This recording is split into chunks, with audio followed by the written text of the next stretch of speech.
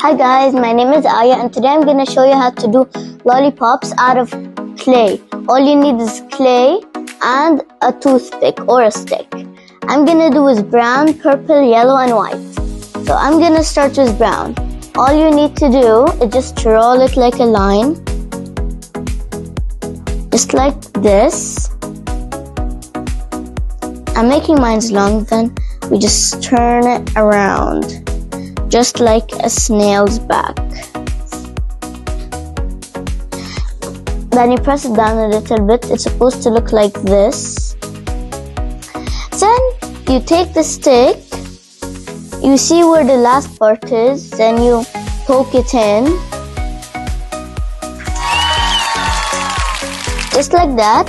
Now I'm gonna do 3 more in 5, 4, 3, 2, and done. So this is how mine turned out. So this one is the brown lollipop. If you want, you can take a free toothpick and just add like dots all over. I just don't want to. It's like that. And this is my purple one. And this is my yellow one. My favorite one is probably the white, since it's nice. Yeah, and that's it. And thanks for watching. Don't forget to subscribe and hit the like button. Bye!